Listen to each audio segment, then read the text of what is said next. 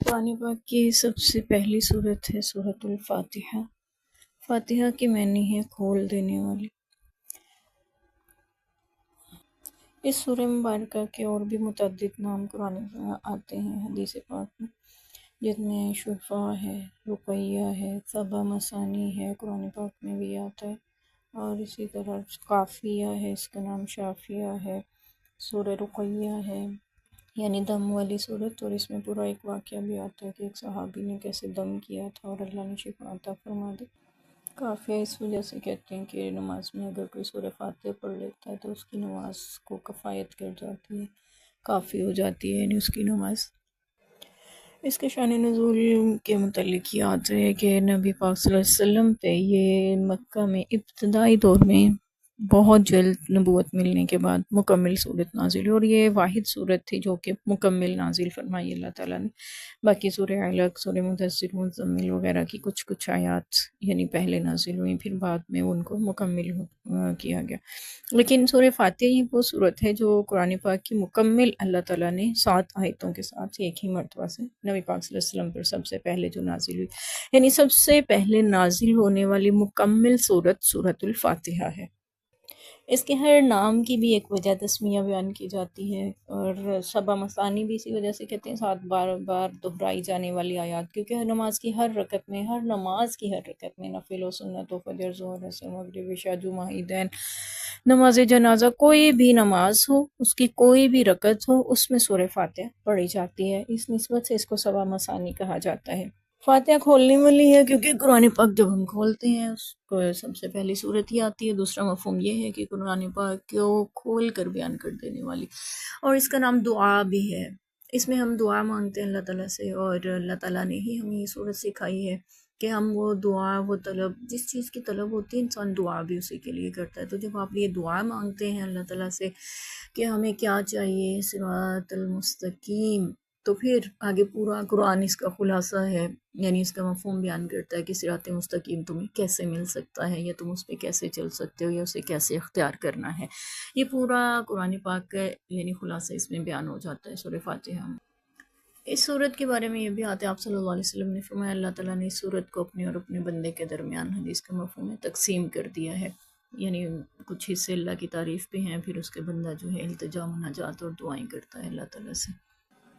یہ مکی صورت ہے۔ مکی صورتیں کون سی ہوتی ہیں اور مدنی کون سی ہوتی ہیں، اس کے بارے میں بھی ہم تفصیلی بحث یہیں پہ بات کر لیتے ہیں۔ بہت سی طویل بحثوں کی بجائے ہم چھوٹے سے جملے میں اس کو سمجھ لیتے ہیں۔ وہ صورتیں جو ہجرت مدینہ سے پہلے نازل ہوئیں، اگرچہ مکہ میں نازل ہوئیں یا مکہ کے اطراف میں، وہ مکی کہلاتی ہیں،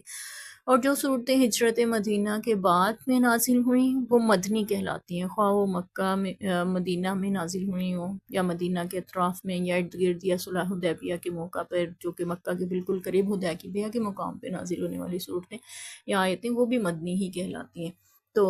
اس نسبت سے مدنی صورتیں وہ ہیں جو ہجرت کے بعد نازل ہوئیں، ہجرت مدینہ کے، اور مکی صورتیں وہ ہیں جو ہجرت سے قبل نازل ہوئیں۔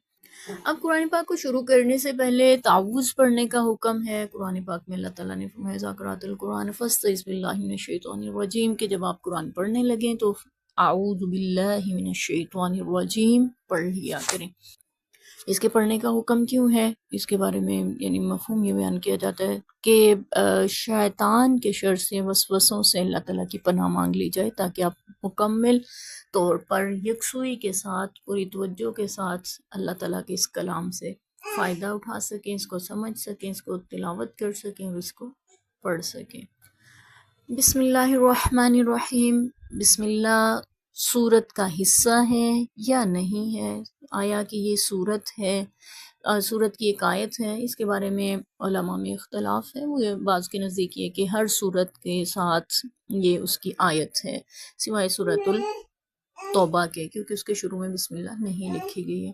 تو لیکن باقی کچھ علماء کا ماننا یہ ہے کہ یہ سورتوں کے درمیان فاصلہ کرنے کے لیے، اور سورت کو دوسرے سے جدا کرنے کے لیے، اور اس کے آغاز کے لیے بسم اللہ لکھی جاتی ہے، سوائے سورہ نمل کے، چونکہ اس کے اندر انہا من سلیمان و انہا بسم اللہ الرحمن الرحیم، یعنی یہ والی بسم اللہ جو آتی ہے وہ واقعی اس کی آیت ہے، لیکن جو شروع میں لکھی گئی ہے بسم اللہ سورت کے، وہ اس کی آیت نہیں مانی جاتی۔ تو ابھی تک ہم بحث پڑھ چکے سورہ فاتحہ سے متعلق، اس کے نام، شان نزول، تعوذ، تسمیہ اور اس کے احکام۔ ہم مزید تھوڑا سا یہیں پہ سمجھ لیتے ہیں کہ تلاوت کرتے ہوئے قرآن پاک کی اگر آپ نے سورہ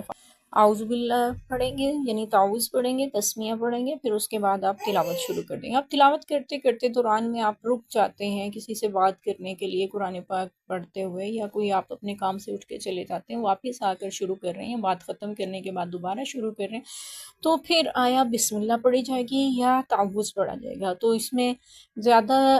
رائے جو ہے وہ یہ ہے کہ تعوذ پڑھا جائے گا، کیونکہ بسم اللہ پڑھ چکے ہوئے ہیں، اور قرآن پڑھنے سے پہلے اعوذ باللہ پڑھنے کا حکم ہے۔ تو جب بھی آپ کسی سے قرآن پاک کی تلاوت کے دوران بات کریں یا کوئی کام کے لیے اٹھ کے جانا پڑے یا آپ کو تلاوت روکنی پڑے اور پھر آ کے دوبارہ سے اس کو شروع کریں، تو آپ اعوذ باللہ پڑھ کر پھر سے شروع کریں گے۔